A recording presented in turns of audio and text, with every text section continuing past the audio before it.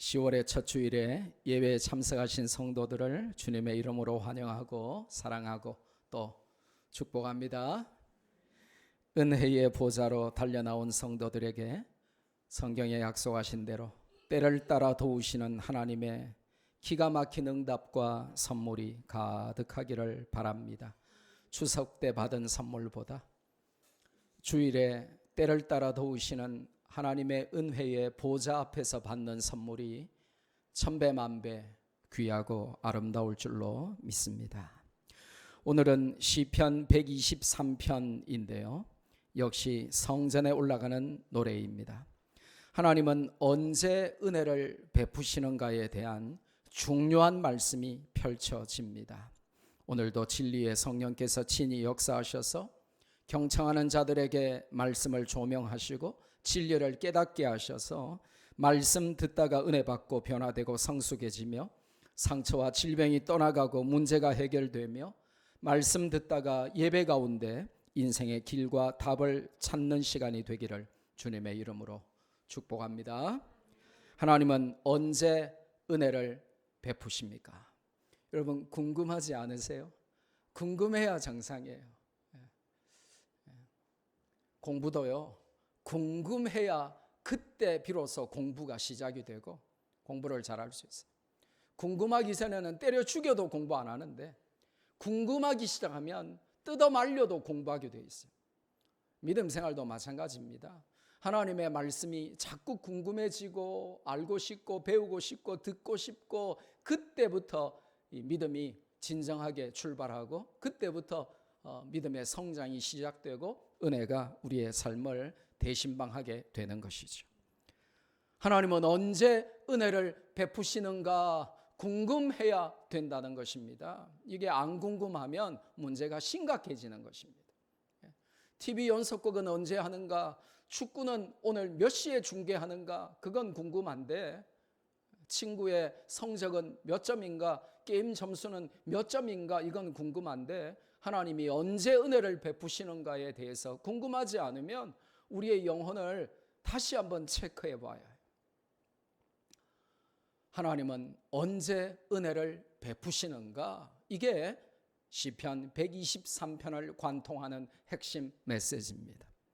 첫째로 하나님은 우리에게 은혜를 베푸시는데 1절 상반절에 보니까 하나님을 제대로 알고 하나님을 제대로 깨달을 때 우리에게 은혜를 베풀어 주십니다. 할렐루야!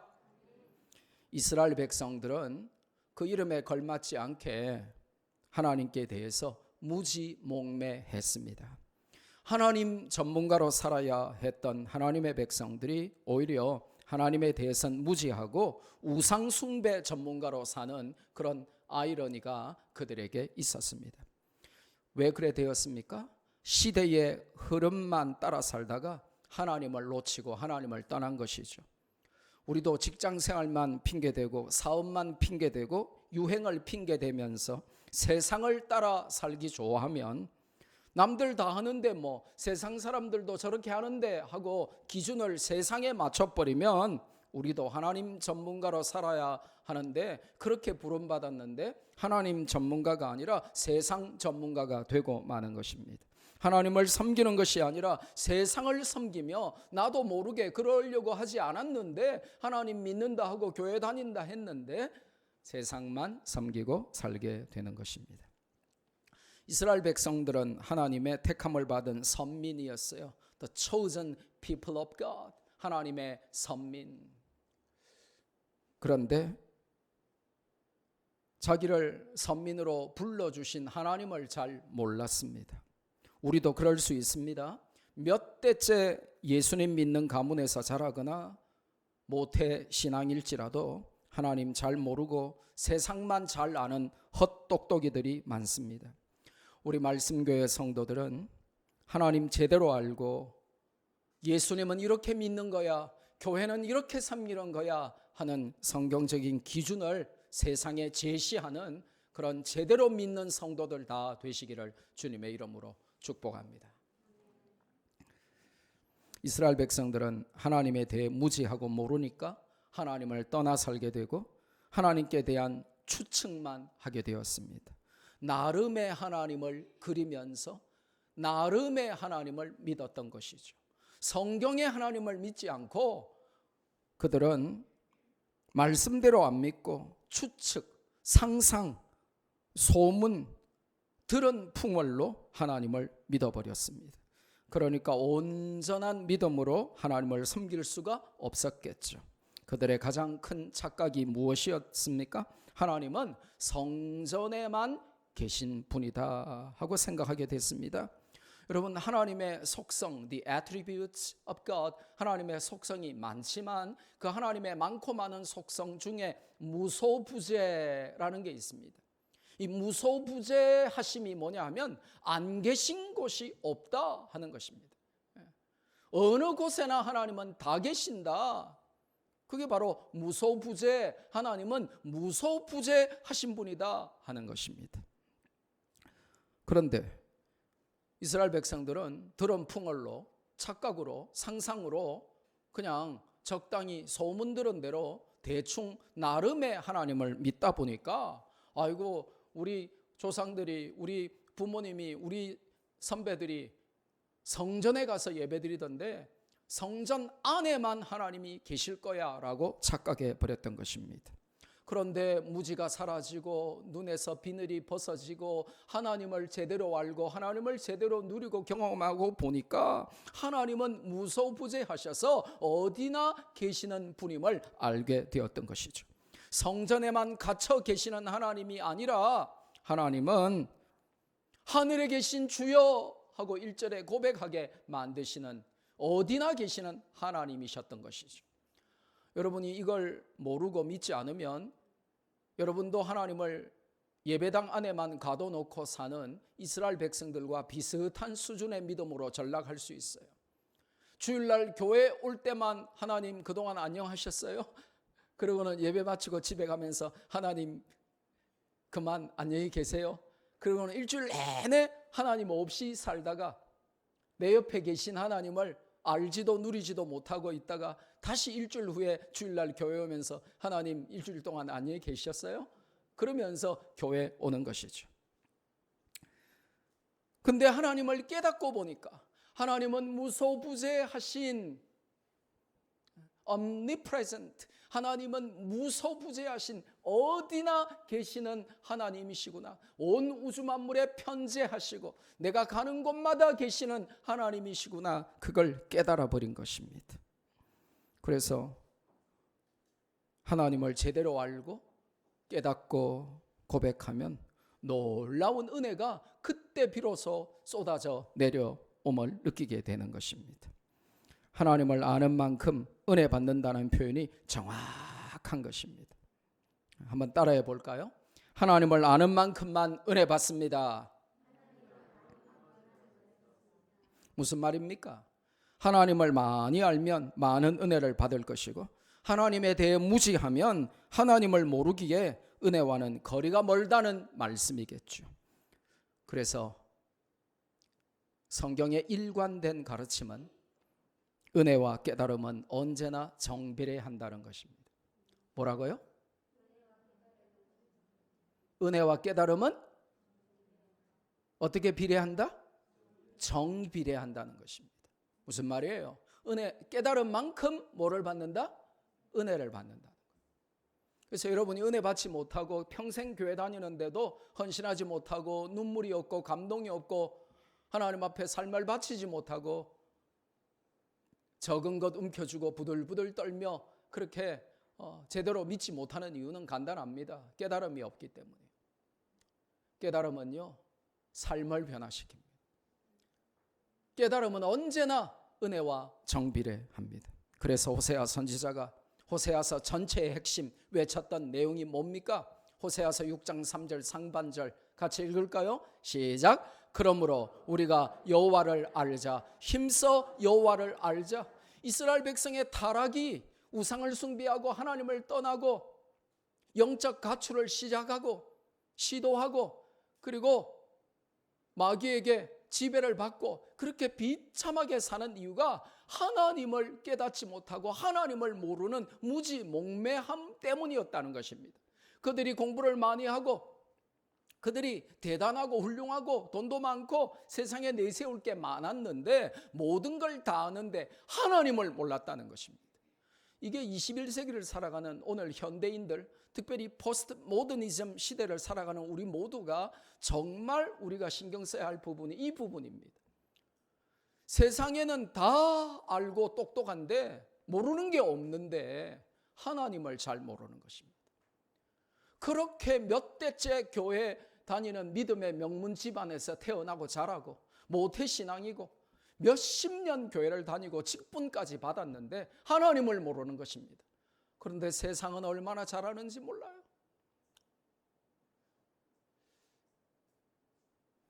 오래전 일입니다마는 당회하는데 장로님들이 자꾸 딴소리를 하세요. 그래서 제가 아이고 장로님들 그렇게 하시면 안 됩니다. 성경대로 해야죠. 이러니까 이 장로님들이 저한테 뭐라고 말씀하시냐 하면 아이고 목사님은 아직 너무 어려가지고 세상을 잘 모릅니다. 그 말만 안 했으면 제가 넘어가려고 했는데 목사님은 그때 제가 37살이었어요. 37살 나이에 교단을 대표하는 크고 좋은 총회장 목사님이 원로로 계시는 교회에 37살짜리가 담임 목사로 갔으니 뭘 알겠습니까? 많은 그냥 나이가 어려서 그러면 되는데 세상을 잘 모른다는 겁니다. 그래서 제가 뭐라고 했겠어요? 장로님들 맞습니다. 저는 세상은 잘 모르는데 그런데 성경은 장로님들보다 조금 더 잘합니다. 저는 세상은 잘 모르는데 장로님들보다 하나님은 조금 더 잘하는 것 같습니다. 이게 성경적입니까? 이게 하나님 기뻐하시는 방향입니까? 저는 아니라고 생각합니다. 장로님들이 참 훌륭하시더라고요. 그렇게 말씀드리니까 맞는 것 같다는 겁니다. 목사님한테 미안하다는 겁니다. 못할 말을 했다는 것입니다. 우리가 세상을 잘 알 수 있어요. 여러분이 저보다 사업하시는 우리 성도들이 경제를 더 잘할 수 있습니다. 직장생활 하시는 우리 성도들이 직장생활 안 해본 저보다 훨씬 더 세상의 직장생활의 비애를 더 잘할 수 있습니다. 매일매일 사회에서 부딪히고 괴로워하고 스트레스 받고 힘들어하는 여러분들이 목사보다 세상을 훨씬 더 잘할 수 있습니다. 그런데 성도는 세상만 알아서 되는 사람들이 아니에요. 우리는 세상을 잘 아는 전문가로 부름받은 것이 아니라 하나님 안에서 성경을 재해석하도록 성경의 눈으로 세상을 해석하고 바라봐서 하나님을 더 잘 알므로 세상을 정복하도록 부름받은 사람들이에요. 그런데 세상은 잘 아는데 성경을 모르는 거예요. 세상에 모르는 게 없고 세상에 만물 박사고 세상에 일가를 이루고 똑똑한데 성경을 모르고 하나님을 모르는 것이 오늘 이 시대의 우리의 비극이 아닙니까? 하나님에 대해 무지하면 하나님을 모르기 때문에 은혜와는 거리가 멉니다. 은혜와 깨달음이 항상 정비례한다. 이거 오늘 요거 하나만 건져도 여러분이 많이 건지는 겁니다. 딱 적어 놓으세요. 설교 듣다가 그림 그리지 말고 우리 학생들 보면 처음에는 적어요. 그러다가 나중에는 공주가 그려지고 막 로버트 태권보이가 그려지고 막 게임 용어를 막 적고 있고 막 그래요. 깨달음과 은혜는 뭐 한다? 정비례한다. 그리고 호세아가 이스라엘 백성들이 그렇게 타락하고 우상숭배하고 하나님을 떠나서 영적 가출을 시도하고 탈출하고 그렇게 하니까 호세아가 니네들이 세상은 잘 아는데 하나님을 몰라서 그러니까 우리가 힘써서 여호와를 알자, 힘써서 하나님을 알자 그랬어요. 이걸 나중에 여러분이 호세아서 6장 3절을 나중에 꼭 영어로 번역을 보세요.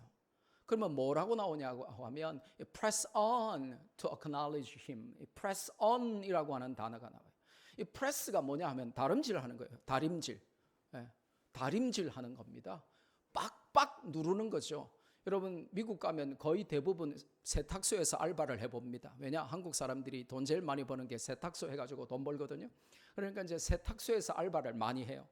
세탁소 알바하면요, 이 프레스로 그냥 바지를 콱 찍어 누릅니다. 그러면 칼같이 줄이 생겨요. 일일이 다릴 필요도 없어요. 프레스로 눌러버리면 영원히 지워지지 않는 줄이 생겨요. 근데 그 press를 on, 이 전치사 on은요, 계속 거듭 이런 뜻이 있거든요.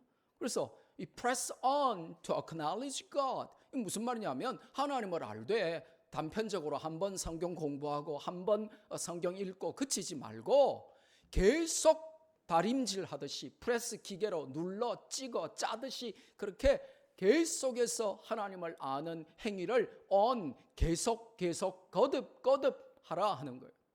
그래서 이 press on이라고 하는 영어가 촉구하다, 계속하다 하는 수거가 돼버린 거예요. 그래서 성경이 뭐라고 번역하냐면 하나님을 단순히 그냥 알아라는 게 아닙니다. 거듭 계속해서 하나님을 알아라는 거죠. 그랬더니 하나님이 호세아 선지자의 외침을 듣고 너무 기쁘셨던 거예요. 너무 행복하셨던 거예요. 야, 네가 제대로 본질을 깨달았구나. 그러면서 하나님이 화답을 하세요. 내 말이, 그러면서 하나님이 6장 6절에, 아까는 6장 3절이었잖아요. 6장 6절에 하나님이 뭐라고 하시냐 하면 같이 읽습니다. 시작. 나는 인애를 원하고 제사를 원하지 아니하며 번제보다 하나님을 아는 것을 원하노라. 아멘. 여러분이 아무 생각 없이 꼬다는 보리자루같이 예배당에 앉아있는 가짜 예배보다 하나님은, 여러분이 하나님을 알기를 더 원하신다는 거예요. 저는 이 예배 시간이 여러분이 하나님을 아는 단계에 몇 단계 급상승하는 그런 하나님을 아는 신지식으로 충만한 그런 시간 될 수 있기를 주님의 이름으로 축복합니다. 하나님을 제대로 알면 은혜가 내 삶에 고이기 시작합니다. 그렇지 않으면 우리가 시궁창물 고인 곳에 살게 돼요. 은혜가 고인 곳에 살아야 되는데 시궁창 냄새가 나는 시궁창물 고인 곳에 살아가기 시작해요. 은혜가 체험되고 은혜 충만이 뭔지 비로소 그때 깨닫게 됩니다. 하나님을 제대로 알려고 노력하십시오. 세상에 몰라도 되는 것들은 다 아는데 하나님만 모르는 영적 바보의 삶에 종지부를 찍으세요. 그래서 여러분의 18번 찬송가가 뭐가 돼야 되냐 하면 찬송가 453장이 돼야 돼요. 453장이 뭔지도 모르시죠? 예수 더 알기 원하네, 바로 그 찬송 아닙니까? 한번 들어봅시다.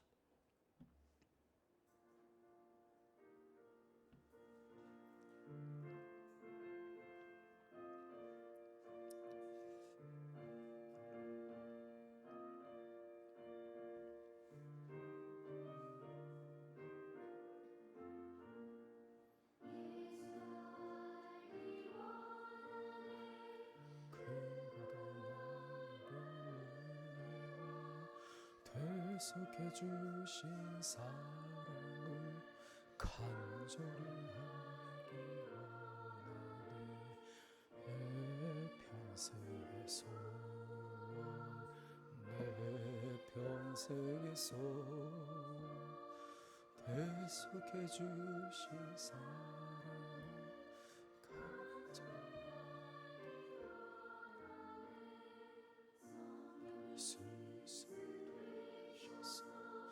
주를 가르치시고 거룩한 뜻을 깨달아 예수를 알게 하소서.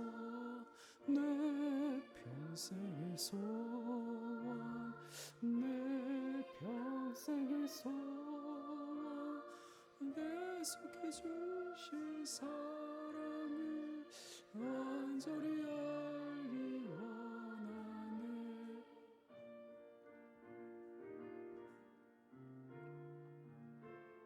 우리의 마음속의 소원이 하나님을 더 알고 예수님을 더 아는 것이 되기를 바랍니다.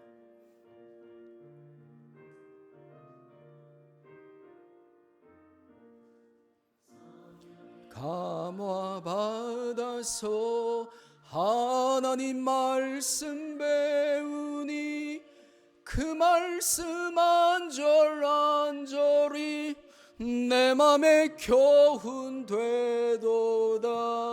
내 평생의 소원, 내 평생의 소원 대속해 주신 사랑을 간절히 알기 원하네. 수가 계신 보좌는 영광에 들려 있도다. 평화의 왕이 오시니 그 나라 왕성하도다.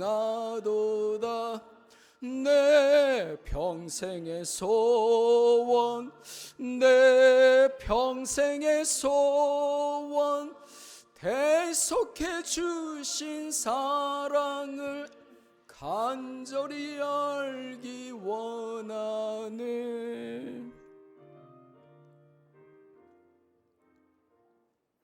하나님을 더 잘 알고 더 많이 깨닫고 바로 알 때, 그때부터 은혜가 내 삶에 고이기 시작하고 쏟아져 내리기 시작하고 내 삶을 지배하게 되는 줄로 믿습니다. 두 번째로, 하나님은 언제 우리에게 은혜를 베푸십니까?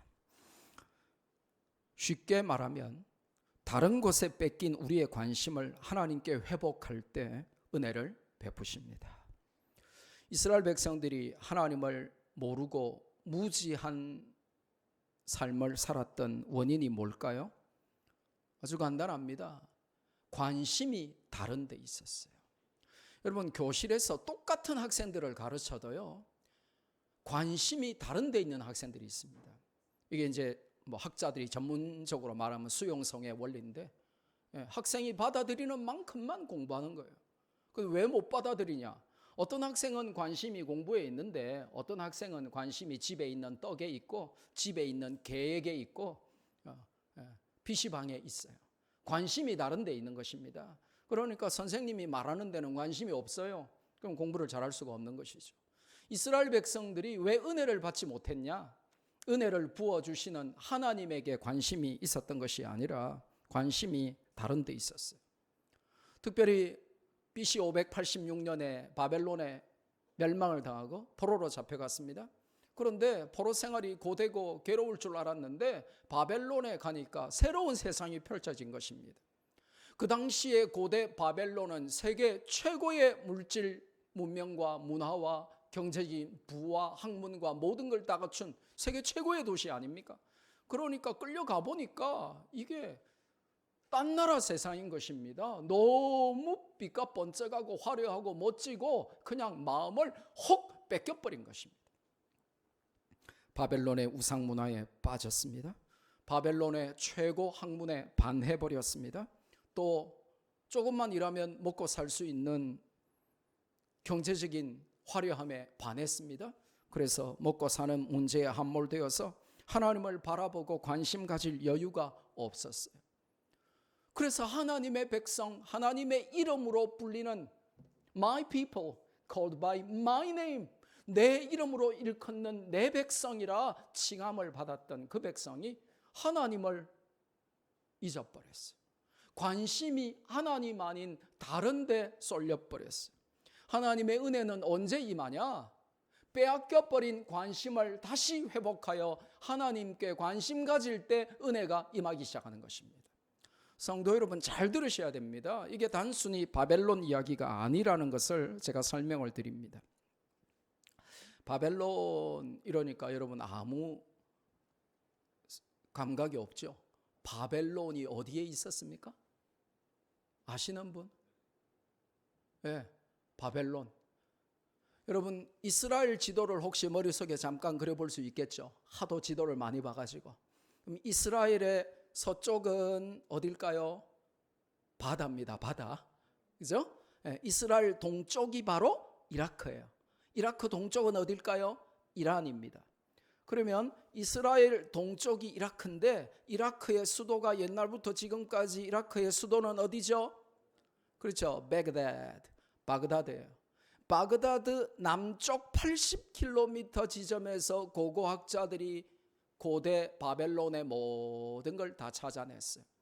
그래서 지금도 모든 백과사전에는 바벨론의 고대 문명의 꽃을 피웠던 바벨론의 위치는 바그다드 남쪽 80km 지점이다. 그렇게 학문적으로 정의를 해요. 그럼 그쯤이, 그러니까 이스라엘이 있으면 동쪽에, 이스라엘 오른쪽에 이라크의 수도 바그다드의 약간 밑에, 거기가 고대 바벨론이었다. 이렇게 알면 됩니다. 근데 이 바벨론에 관하여 우리가 잠깐 생각해 볼까요? 바벨론은 짧았지만 굵고 강렬했던 문화의 발상지죠. 당대 최고의 도시국가였습니다. 바벨론의 우상 문화는 화려했습니다. 요즘 뭐 K-팝 뭐 그러는데 그거를 능가하는 세계 최고의 이 문화가 바벨론에 있었습니다. 여러분, 우상 문화가요, 아주 몸과 마음과 눈과 가슴을 짜릿하게 만드는 매력이 있었어요. 그래서 바벨론에서 이스라엘 백성들은 그 화려해 보이고 멋져 보이는 바벨론 문화에 취해버렸습니다. 그래서 바벨론 문화에 심취하고 바벨론 문화에 빠져들고 바벨론 문화를 추구하면서 살았습니다. 하나님 백성이 우상 문화에 동화되어 버린 것이죠. 그 화려했던 바벨론 우상 문화는 멋져 보였지만 미끼였습니다. 왜냐하면 성도들의 무릎을 하나님 아닌 우상에게 꿇게 만들었기 때문이죠. 지금 우리 아이들이, 우리 젊은 세대들이 막 교회 문화는 따분해하고 교회 오면 막 실증 내고 짜증 내고 교회 와서 예배 직전까지도 게임하지만 이게 좋아 보이고 멋져 보이는 것 같아도 아이돌에게 환호하고 막 아이돌 나한테 아무것도 해주지 않은 그 아이돌에게 막 학 1000마리 접어보내고 막 팬클럽 가입하고 막 전국 투어 따라다니고 막 그렇게 정신 나간 짓을 하지만 이 화려해 보이고 멋지게 보이는 이 게임이나 아이돌 같은 것이 우리의 관심을 하나님께로부터 빼앗아서 우상에게 제물로 바치게 만들어 버린다는 거예요. 예배에, 하나님을 아는 것에, 교회에, 게임에 쏟았던 시간에 10분의 1, 100분의 1만 쏟았으면 우리 인생은 달라졌을 것입니다. 그런데 이 바벨론의 우상 문화가 하나님 전문가로 살아야 될 이스라엘 백성들을 집어삼켜버렸어요. 이스라엘 백성들이 바벨론 문화가 너무 재밌는 거예요. 너무 짜릿한 거예요. 바벨론의 학문은 또 어땠습니까? 세계 최고의 물질 문명과 문화를 구축한 배경이 바로 바벨론의 학문이었습니다. 당대 최고의 유행과 시대를 선도하는 모든 것들이 바벨론에 포진되어 있었습니다. 특별히 과학과 수학과 천문학의 중심지가 바로 바벨론이었습니다. 당대 최고의 학문은 전부 바벨론이었습니다. 이전에 애굽이었던 것이 말이죠, 바벨론으로 다 옮겨버린 것입니다. 선망의 대상이었죠. 여러분, 학교에서 좋은 성적 받으며 명문대 가는 것도 좋은데 그렇다고 공부 때문에 하나님을 버리고 믿음을 소홀히 하면 주객이 전도된 삶을 사는 것을 분명히 아셔야 됩니다. 명문대 가는 것보다 A+ 학점 받는 것보다 더 중요한 것은 세상에 우리의 관심을 빼앗기지 않고 하나님을 바라보는 것입니다. 학문은 단지 하나님께 영광 돌리는 수단이지 학문 자체가, A+ 자체가, 명문대 합격 졸업 자체가 우리 인생의 최종 목적이 아님을 분명히 알아야만 하는 것입니다. 그래서 부모님들 정신 차리세요. 공부 잘하는 아이로 키우기보다 하나님 잘 믿는 아이로 키우셔야 맞습니다. 그게 옳습니다. 최우선순위, 우리의 first priority는 믿음으로 자녀를 키우는 것입니다. 아이가 믿음 생활 제대로 안 해도 가만히 있으면서 성적 못 받아오면 막 열받고 분노하고 니 누구 닮았어 그렇노, 틀림없이 너가 아버지 닮았을 거야 이러면서 아버지에게 의문의 일패를 안기고 막 그렇게 하면 안 돼요. 공부 잘하고 못하는 데만 흥분하고 열받고 막 그렇게 하지 말고 아이가 믿음 생활 제대로 하는지를 체크하셔야 됩니다. 올바른 믿음이 들어가면 말이죠, 공부하지 말라고 해도 하게 되더라고요. 그게 중요합니다. 하나님 없이 공부해 보겠다는 것은 어리석은 시도입니다. 지혜를 주시는 분이 하나님이시기 때문에 그렇습니다. 바벨론의 경제는 또 어땠습니까? 바벨론은 고대 상업의 최중심지였습니다. 고대 도시 중에 부유함의 끝판왕이었습니다. 그래서 바벨론에 포로로 끌려갔지만 거지들도 잘 먹고 잘 살았습니다. 노예들도 밥을 굶지 않았어요. 그게 바벨론이었습니다.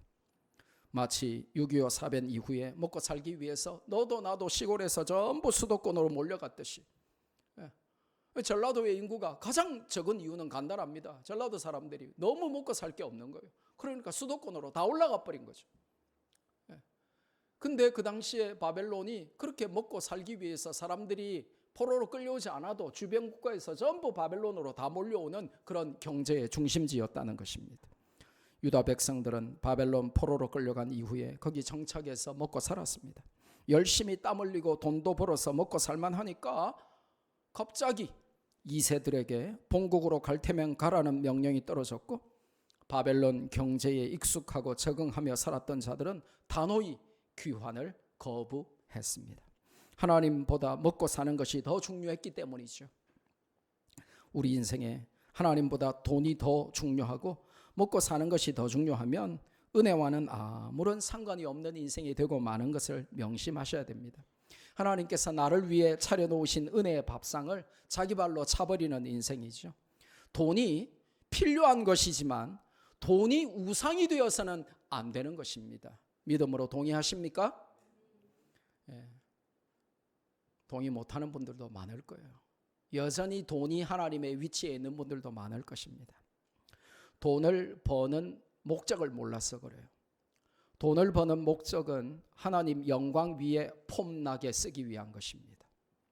그런데 이 하나님 영광, the glory of God, 이게 돈을 버는 목적이 아니면 나를 위하여만 폼나게 쓰지, 하나님 영광 그리고 the expansion of His glorious kingdom, 하나님의 영광스러운 나라 확장을 위해서 그 번 돈을 폼나게 쓸 줄 모르는 것입니다. 나를 위하여는 팍팍 쓰면서 하나님을 위하여는 부들부들 떠는 영적 수전노의 삶을 사는 것이죠. 돈 버는 목적은 하나님 영광 위에 폼나게 멋지게 쓰기 위한 것입니다. 저는 기도합니다. 우리 성도들이 하나님 영광 위하여 그 나라 확장 위하여 폼나게 쓸 수 있도록 우리 성도들의 사업에 경제에 하나님께서 믿음을 따라 물질을 부어 주옵소서. 굉장히 중요한 게 하나 숨겨져 있죠. 믿음을 따라 부어 주옵소서. 그냥 부어주면 믿음도 없는데 그 부어주면 죄 짓는 데만 쓰는데, 예배를 빠져가면서 하나님 말씀 어겨가면서 돈에 집착하는 것은 성경적인 성도의 삶이 아닙니다. 그래서 우리가 유명한 말들을 잘 새겨 듣고 적용해야 돼요. 배부른 돼지가 되기보다는 가난한 예배자로 살 수 있어야 바벨론 경제의 유혹을 이길 수 있는 것입니다. 이스라엘 백성들은 시선을 바벨론에 빼앗겨 버렸어요. 바벨론에 가보니까 굉장한 것입니다. 정치, 경제, 사회, 문화, 예술, 교육, 국방, 과학, 법조, 의료, 체육, 모든 게 완벽한 것입니다. 그러니까 하나님 백성의 이 셀프 아이덴티티를 잊어버리고 바벨론 사람으로 착각하며 바벨론 사람처럼 살았어요. 하나님을 걷어차버린 것이죠. 이 걷어차다 하는 게 영어로 덤프거든요. 그래서 우리 덤프트럭 뭐 그런 말 많이 쓰잖아요. 이 하나님을 덤프해 버린 거예요. 하나님을 그냥 갖다 버려 버린 거예요. 초창기에 미국으로 이민 갔던 우리 한인 이민 가정의 가장 큰 비극들이 뭔 줄 아십니까? 제가 한인교회 목회를 해보니까 한인들이 세탁소하고 생선가게하고 막 해서 한인들이 부를 이루고 먹고 살만하고 아주 벤치 굴리면서 잘 살아도 그 이민 왔던 1세대, 2세대들의 비극이 뭔 줄 아십니까? 잘 살아보고 자녀 교육도 잘 시켜버리고 미국 이민을 갔어요. 그런데 미국 가니까 한국에서 서울대학 나왔는데 미국 가면 할 일이 없는 거예요. 영어를 못하죠. 뭐 당장 할 일이 하나도 없는 거예요. 그러니까 미국 가면 가장 하기 좋은 게 세탁소 하는 거거든요. 그래서 세탁소 합니다. 그럼 새벽 5시에 문 열고 밤 10시에 문 닫아요. 그러니까 새벽부터 가가지고 밤늦게까지 세탁소에서 돈 벌다 보니까 먹고 사는 문제에 함몰되다 보니 자녀들이 타락하고 마약하고 깽단에 가입하고 자녀들이 총격전을 벌여도 부모들은 관심도 없고 모릅니다. 오직 먹고 사는 일에만 빠져서 그게 중요하다 보니까 자녀들이 교회를 나가는지 예수님을 구세주로 고백하는지 구원의 확신이 있는지 이 아이가 믿음으로 삶의 원리를 세우고 그렇게 살아가는지 관심이 없어요. 왜냐? 돈 벌어야 되니까. 먹고 살아야 되니까. 그러다 보니까 일명 잘 살아보세요의 비극이 발생합니다. 성공해서 세탁소가 잘 돼가지고 100만 달러짜리 집도 사고 이제 잘 먹고 잘 살고 거들먹거리면서 아메리칸 드림을 이루었다라고 하는데 자식들은 한결같이 더 교회를 떠나고 타락하고 깽단이 되고 총격전을 벌이고 여학생이 임신해가지고 고등학생 때 손자 손녀를 낳고 그러니까 40대 초중반의 할아버지 할머니가 돼버린 거예요. 자녀 교육을 위하여 미국 이민 갔는데 먹고 사는 문제에 함몰되다 보니까 자녀 교육이 안 되는 것입니다. 여러분 자녀가 지금 도대체 믿음의 어느 단계에 서 있는지, 하나님을 진짜 믿기는 하는지, 예수님을 구세주로 영접해서 구원의 확신은 있는지, 이 아이가 게임하는 시간만큼 성경을 읽고 하나님을 알기를 갈망하는지 점검하지 않고 여러분이 먹고 사는 문제에만 함몰되어서 새벽에 나가서 저녁에 들어오고 가끔 안 들어오고 그러면서 여러분이 자녀를 키우면 여러분도 자녀도 하나님 앞에 바로 설 수가 없는 것입니다. 잘 살아보세요의 이민 가정에 일어났던 비극이 우리의 삶에 되풀이되지 않는다는 보장이 없는 것이죠. 은혜는 우리의 시선을 하나님께로 고정시킬 때 찾아옵니다. 빼앗겼던 우리의 시선을 바벨론에 빼앗겼던 그 화려함과 그 짜릿함과 그 멋짐에 빼앗겼던 우리의 시선을 다시 고리타분해 보이고 별것 아닌 것 같아 보이고 내 부모님 세대나 중요하지 나에게는 별로 중요하지 않을 것 같았던 이 하나님께로 다시 우리의 관심을 회복하고 시선을 그분에게 고정할 때 그때 비로소 은혜가 찾아옵니다. 보지 말아야 할 것들만 보고 있거나 봐야만 하는 것에는 눈 감고 있으면 은혜와는 거리가 먼 인생을 살게 되겠죠. 그래서 이 즈음에 우리는 다시 이 말씀과 가장 합한 찬송을 한 곡 듣습니다.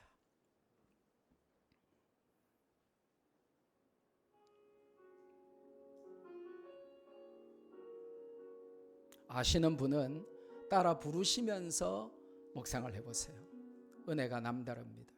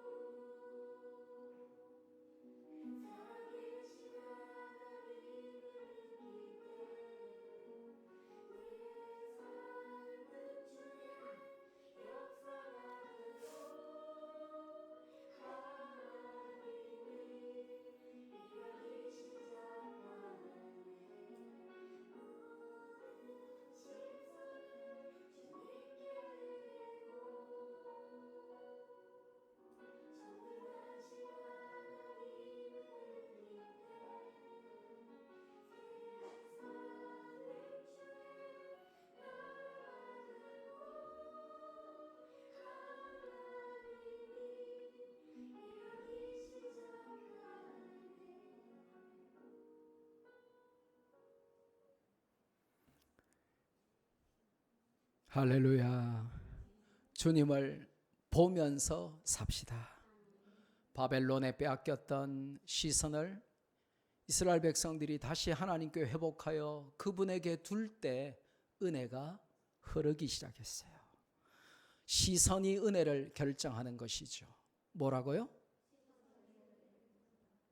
우리의 자녀들, 여러분이 뭐만 보며 사는지 잘 반성하고 돌이키세요. 여러분이 핸드폰만 매일 보면서 게임만 매일 하면서 거기에만 여러분의 시선을 빼앗겨 살면 미래도 인생도 피곤해집니다. 여러분의 시선을 세상의 허탄한 것에 빼앗겼던 시선을 회복해서 다시 하나님께 둘 때 그 시선이 은혜를 결정하는 것입니다. 그래서 오늘 본문을 좀 자세히 보면요, 이 눈, 이 eye, 눈이라고 하는 단어가 짧은 시편 첫 2절 안에 1절, 2절 안에 이 눈이라는 단어가 4번이나 반복돼요. 놀라셔야죠. 눈이 몇 번 나와요? 한 번도 아니고, 두 번도 아니고, 세 번도 아니고, 자그마치 2절 안에 4번이나 눈이 반복됩니다. 성경이 반복할 때는 다 이유가 있다 그랬죠. 하나님은 다 뜻이 있으신 겁니다. 시선이 은혜를 결정한다, 그 말씀을 하시고 싶은 것입니다. 우리가 눈을 들어 허탄한 것 보기를 그치고 하나님을 바라볼 때 은혜가 임하기 시작한다는 것입니다. 그래서 신약에서도 히브리서 기자는 분산된 우리의 시선을 당장 주님께 고정시키라고 불호령 같은 돌직구를 날립니다. 지금 한눈 팔며 어디 쳐다보고 있냐고 정신 차리라고 호통을 치는 것이죠. 히브리서 12장 2절 상반절 말씀 같이 한번 읽습니다. 시작. 믿음의 주요 또 온전하게 하시는 이인 예수를 바라보자. 아멘. 시선 회복이죠. 시선 집중입니다.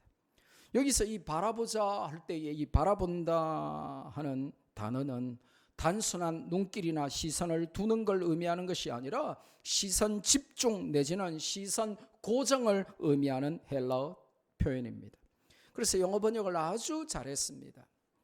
우리 교회는 초등학생 이상 모든 성도들은 한영 성경을 가지고 다니고 계시죠, 그죠? 왜냐? 초등부 학생들도 블릭스 다니는 애들은 영어 성경을 보거든요. 한영이 같이 된 걸 본단 말이에요. 자녀들은 다 영어로 알고 한글 영어를 대조해서 다 배우고 있는데 엄마 아빠만 모르면 안 돼요. 영어 성경에 뭐라고 돼 있냐? 기가 막히게 번역을 했어요. 정말 최고의 번역을 했어요. Let us fix our eyes on Jesus. 여러분, 이 fix라고 하는 단어가 굉장히 중요한 단어예요.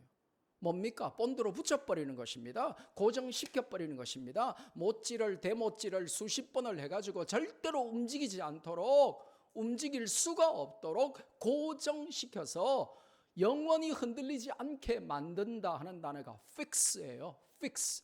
그런데 영어 성경에 이 fix를 사용해서 Let us fix our eyes on Jesus. 예수님께로 우리의 시선을, 눈을 고정시켜 본드로 붙여서 대못질을 수천 수만 번 해서 영원히 우리가 다른 것 바라보지 않도록 예수님께 우리의 시선을 고정하자, 이렇게 번역을 했습니다. 시선이 은혜를 좌우합니다. 내 눈이 세상만 바라보고 헛된 것만 바라보면 은혜와는 무관한 삶을 살게 되는 것이죠. 은혜 주시는 하나님을 바라보며 살아야 돼요.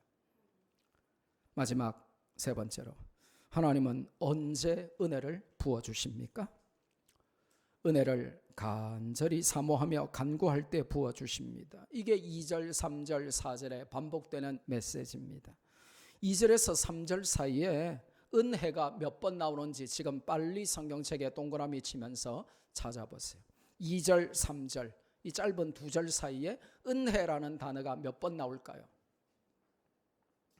예, 벌써 찾으신 분이 계시네요. 예. 몇 번 나오죠? 네, 3번 등장합니다. 2절에서 3절 사이에 은혜만 3번이나 언급하면서 은혜를 갈망하는 자에게 desperately asking the favor of God, the grace of God, 하나님의 은혜를 desperately, earnestly seeking the grace of God. 하나님의 은혜를 갈망하는 자에게 하나님은 은혜를 주신다 그랬습니다. 하나님은 모든 은혜의 하나님이다. 이렇게 성경이 표현해요. 이 말은 무슨 말이냐고 하면 모든 은혜는 모조리 전부 다 하나님께로부터 나온다는 것입니다.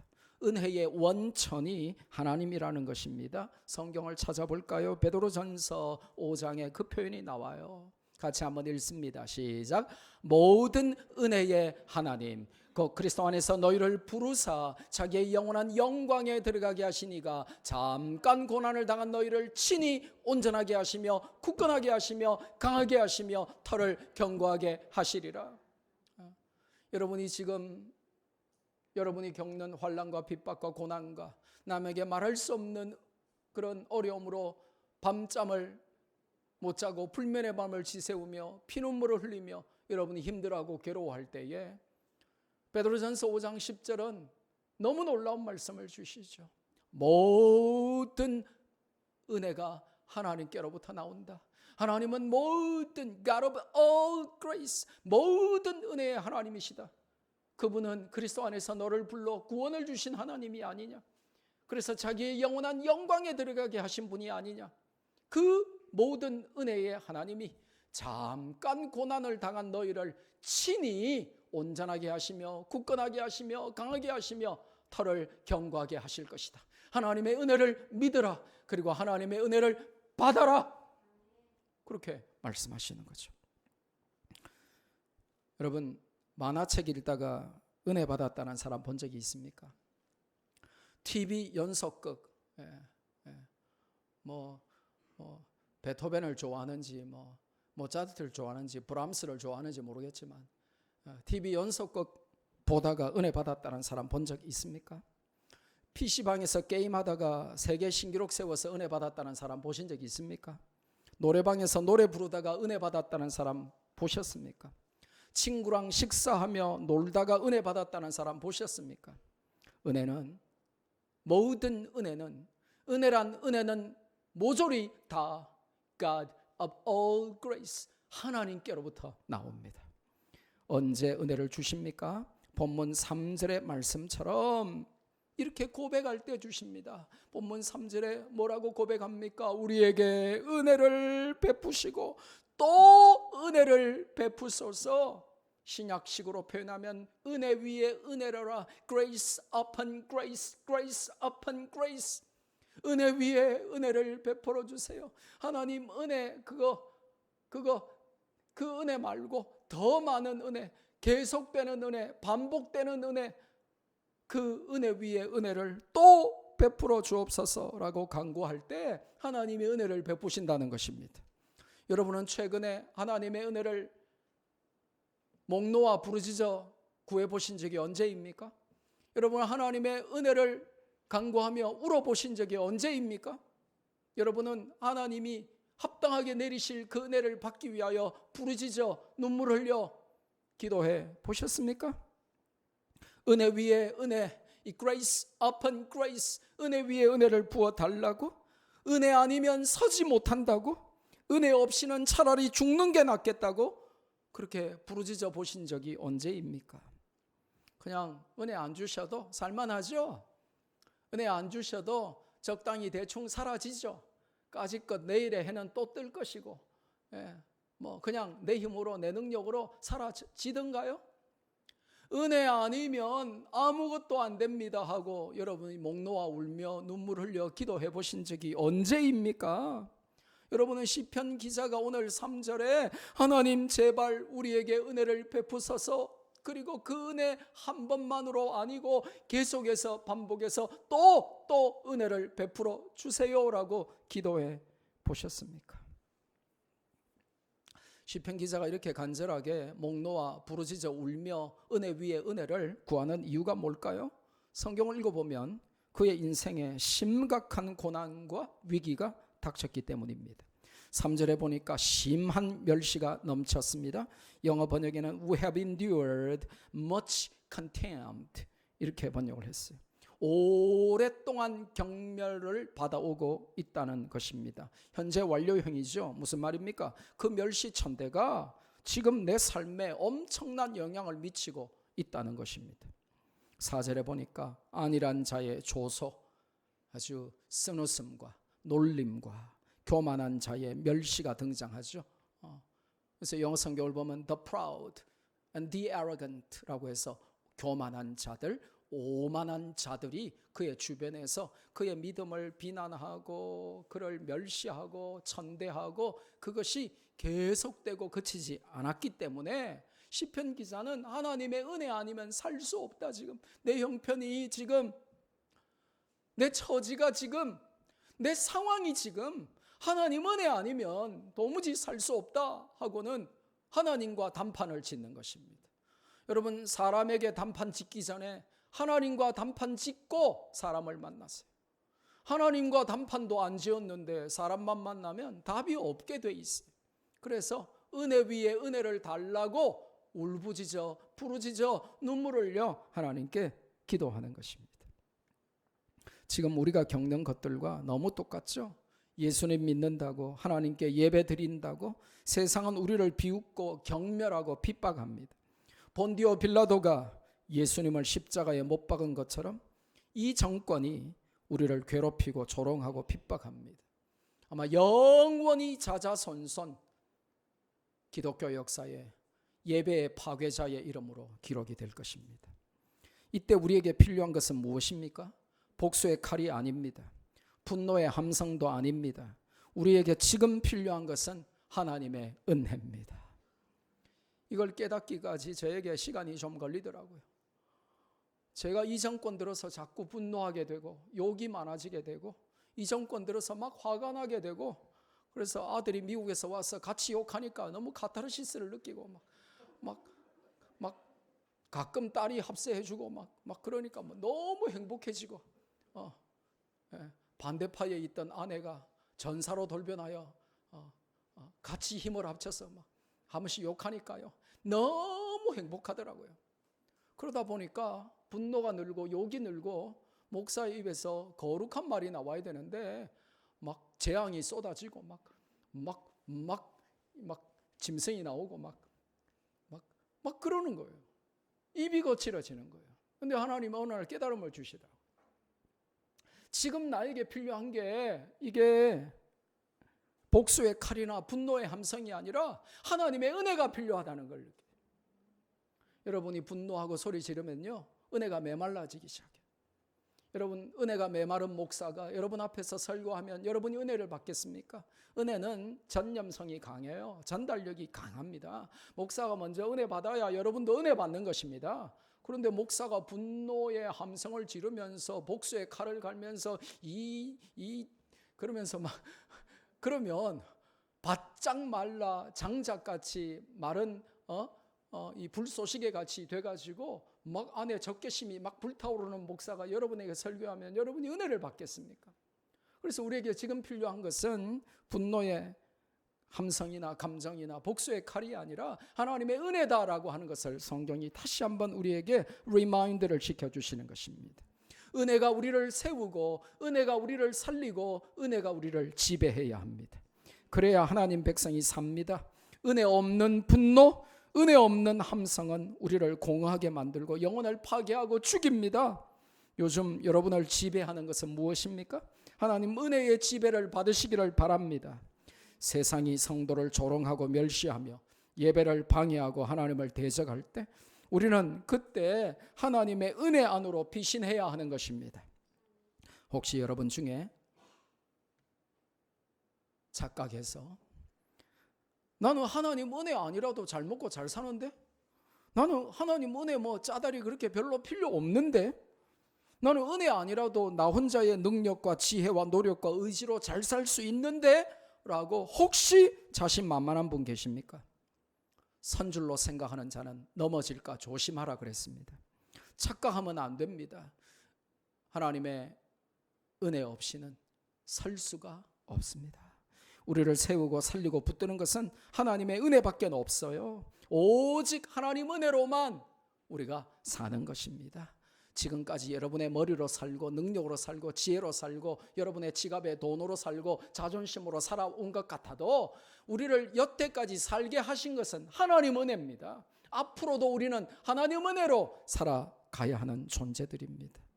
그 은혜를 갈구하며 그 은혜를 갈망하며 살면서 하나님 은혜 아니면 난 살 수도 살 수도 없다 고백해야 돼요.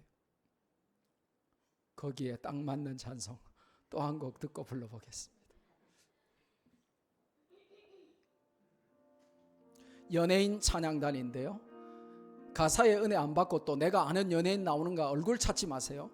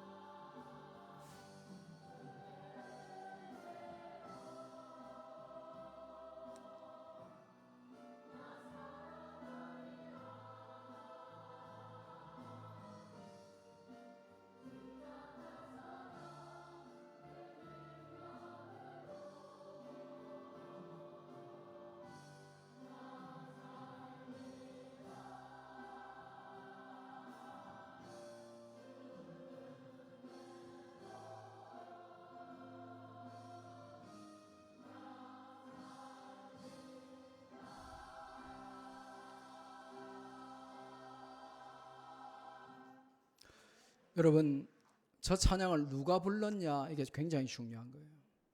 연예인 합창단입니다. 유명한 아이돌 멤버들도 있고 또 인기 절정에 다다르는, 여러분이 얼굴만 봐도 다 제가 누구다 아는 그런 연예인들이 불렀습니다. 근데 일반 세상의 연예인들하고 뭐가 다릅니까?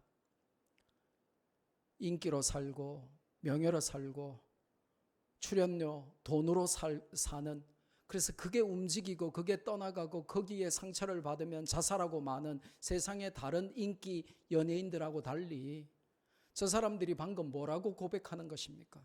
우리가 가장 이 참 유혹 많고 가장 이 플럭추에이션이, 이 오르락 내리락이 심한 연예인, 이 인기, 이 덧없는 이걸 먹고 사는 직업을 갖고 있지만 우리는 그 인기나 명예나 권력이나 돈에 의해서 사는 사람들이 아니라 우리는 은혜로 사는 사람들입니다 라고 고백하고 있기 때문에 저게 아름다운 것입니다. 서울의 여의도 침례교회 붕회를 인도하러 갔는데 탤런트 정용숙 권사님이 그동안에 이제 몇 번 만났던 관계로 아주 반갑게 맞이하면서 또 책에 사인도 해달라 그러면서 좋은 교제를 가졌어요. 근데 중요한 이야기를 해주시더라고요.